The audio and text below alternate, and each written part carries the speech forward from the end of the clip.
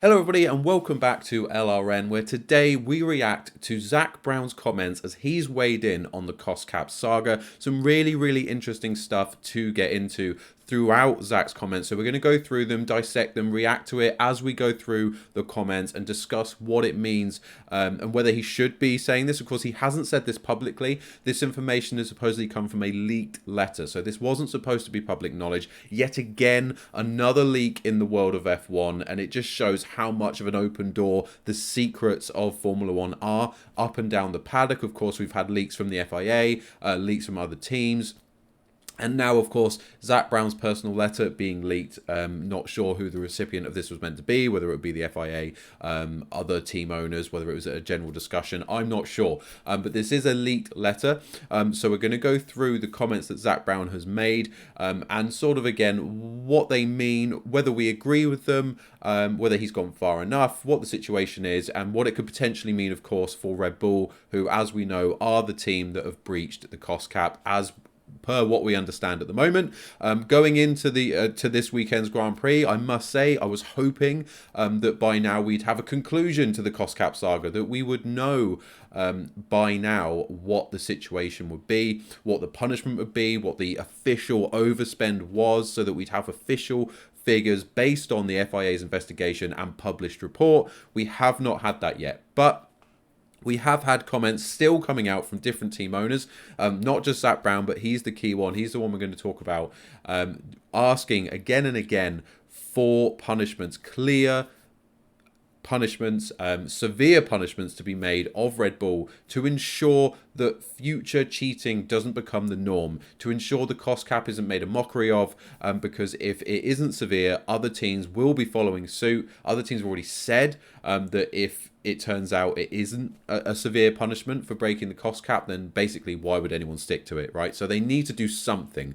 Now, of course, we've already talked about points being deducted from Red Bull and deducted from Max Verstappen. That's been a key subject of this period, but Zak Brown doesn't make any mention of those things specifically. He does make point of sporting regulations, though. So let's get into it. If you are new around here, though, please make sure to subscribe on the bottom right-hand side and get in the comments below and let me know as we go through whether you agree with what Zak Brown's saying, whether you think he's gone overboard, whether you think it's not enough. Let me know in the comments below. But we'll kick off then with the beginning comment, which is the overspend breach and possibly the procedural breaches constitute cheating by offering a significant advantage across technical, sporting, and financial regulations. And I'm immediately here going to have to disagree with Zak Brown. He does say possibly the procedural breaches. However, as far as I'm aware, procedural breaches absolutely do not constitute a significant advantage across technical, sporting, and financial regulations. They are understood to be a paperwork exercise gone wrong. So yes, it doesn't mean, they'll still receive a fine like Williams did, $25,000 Williams received for a procedural breach in the past. Whether or not Aston Martin are going to receive the exact same amount, it's yet to be confirmed.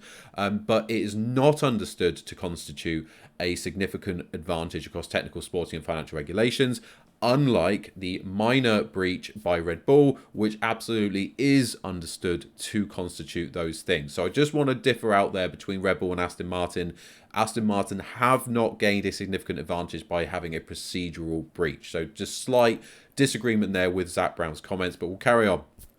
So he next said, we have even been given a 1-year dress rehearsal in 2020 with ample opportunity to seek any clarification if details were unclear.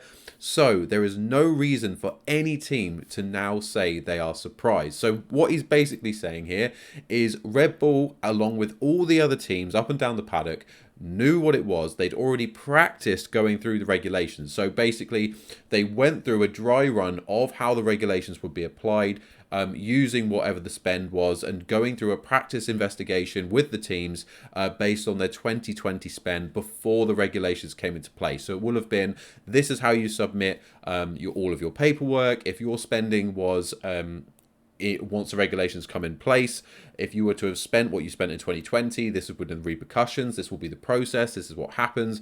So all the teams were taken through it step by step, so they completely understood what the rules were, how to implement them, and give them an opportunity, if they didn't understand anything, to ask questions.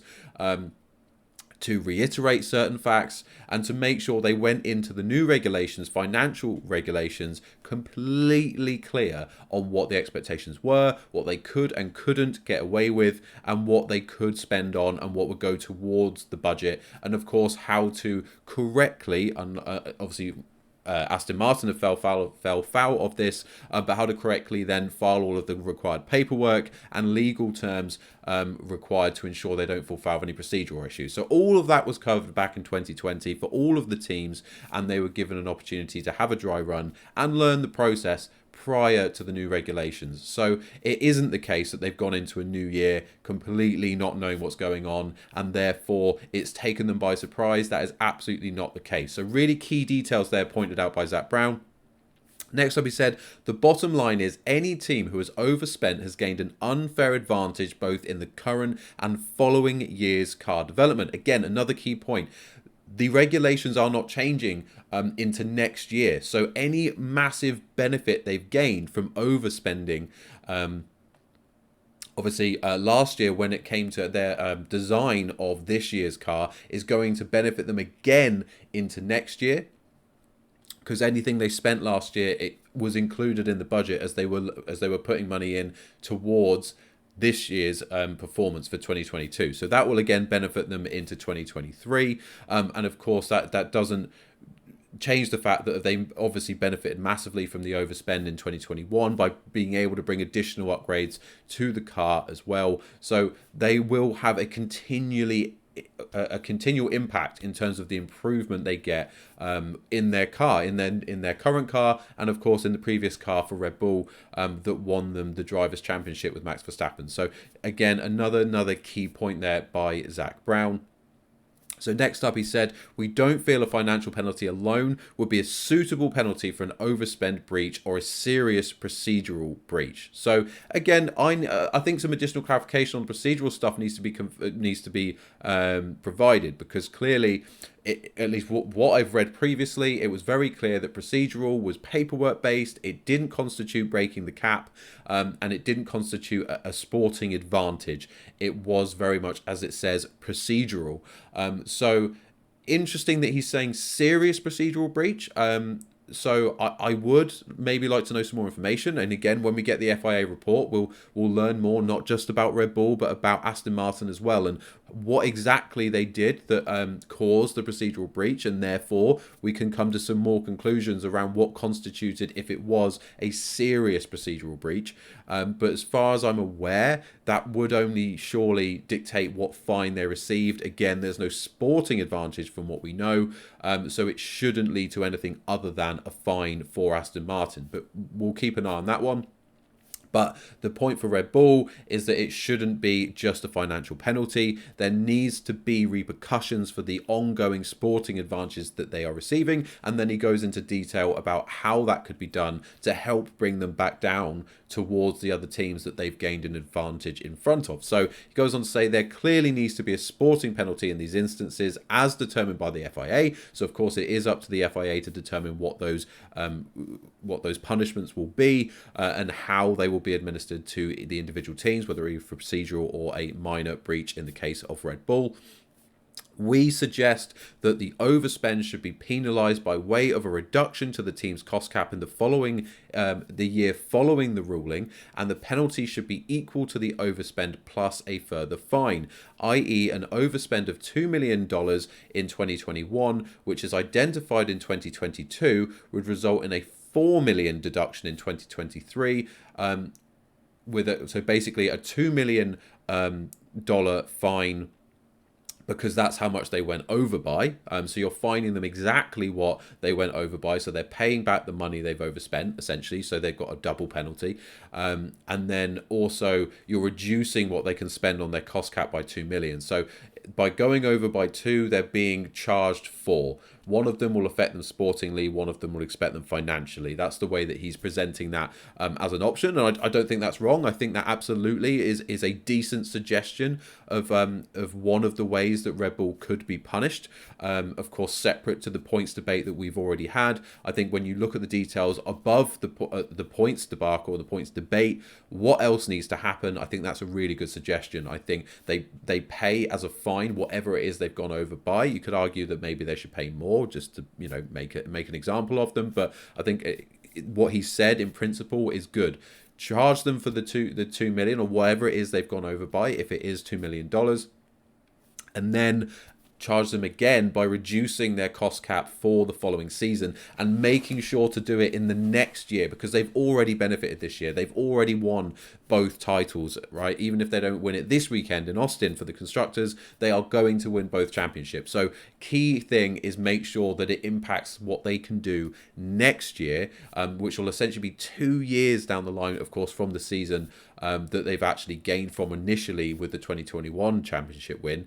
So are these things happening quickly enough? Are these investigations happening quickly enough? I'd say no, especially based on the fact that it's been weeks now since we found out Red Bull had breached, and we still don't know officially by how much and what the repercussions will be. So the investigation itself is taking too long, and obviously, I don't know how long these things take, but I think most people would agree it should be done quicker and earlier so that any punishments could be done immediately and in place for the following season, not a season 2 years later or 2 seasons later than the one that the rules were broken in. So that's my view anyway. Again, let me know in the comments below what you think.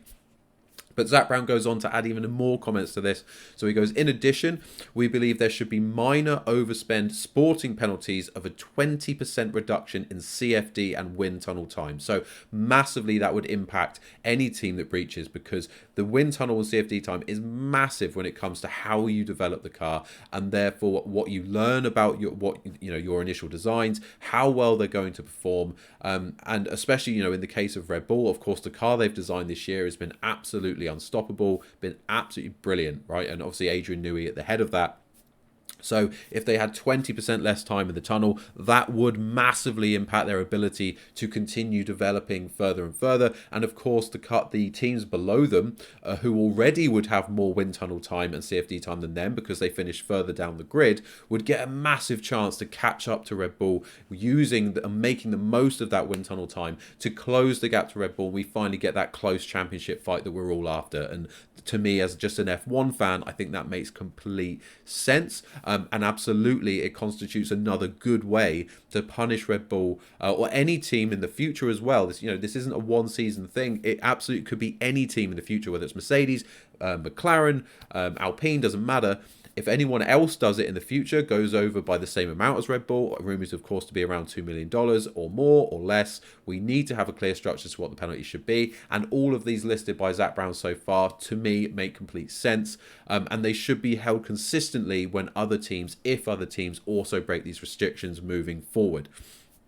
So these should be enforced in the following year to mitigate against the unfair advantages the team has and will continue to benefit from. So again, going back to the fact that the advantages they've gained will be ongoing, the regulations are not changing, these designs they've had for the 2022 car regulation changes are going to benefit them for years to come.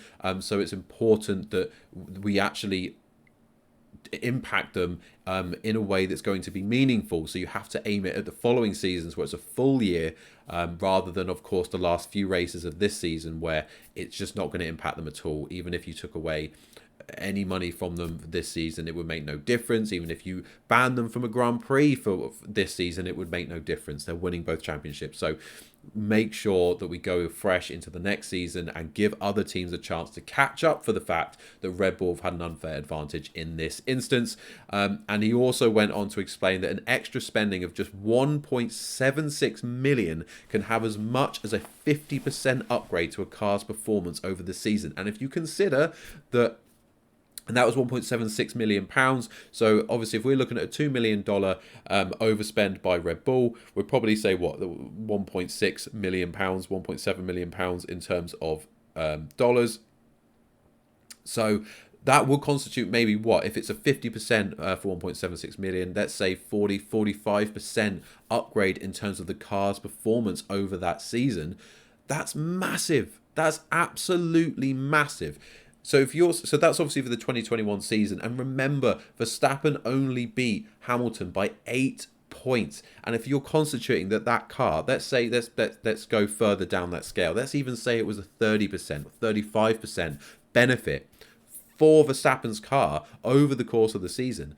That makes up way more than the 8 points that he benefited from. And of course, that's not even looking at the constructors situation and where Red Bull would end if you were to take away 30% of their total constructors points gained. I haven't looked at that. I haven't done the calculations. You can let me know in the comments below where that would put them. But the fact is, it would be a massive drop off in terms of total points. Verstappen would be way behind if you take Zak Brown at his word, and that it would work out that way across all of the teams. A 30%, even if it was just 30, decrease in a car's performance, obviously not in total, but in terms of the performance gain over the season, to have lost that amount of performance would easily have cost them the points that they gained that allowed them to beat Hamilton over the course of the season, because the car simply would not have been as quick, and they wouldn't have been able to challenge Hamilton as well as they did over the 21 season, and of course going on to benefit them this season and next as well. So massive comments from Zak Brown. I find it hard to disagree with most of the things that he says. Of course, some of you may want to see harsher punishments. Some of you, if you're Red Bull fans or Verstappen fans, you might want to see less. Again, let me know in the comments below. But I think some really interesting comments by Zak Brown. I'm hoping maybe, I know things are probably going to kick off behind the scenes because we still don't know exactly what's going on in Austin. So interesting to see what news comes out of through the Grand Prix weekend. I hope you're looking forward to the Grand Prix. I'm looking forward to a good race, and hopefully it will be a good one. We've gone very quickly from boring races to really lively races this season. Certainly, I think with the 22 regulations in general, the season's been better. So I'm hopeful of a good race this season. I've seen murmurs that the bumps around the Austin track could again start causing issues, and maybe the word porpoising starts rearing its head again. But I do think we're mainly past that issue at this stage of the season. But I'm looking forward to it. But again, let me know your thoughts on this and all of Zak Brown's comments in the comments below. Otherwise, I hope you enjoy the race this weekend. I want to thank you so much for watching. I hope you have a great day. Goodbye.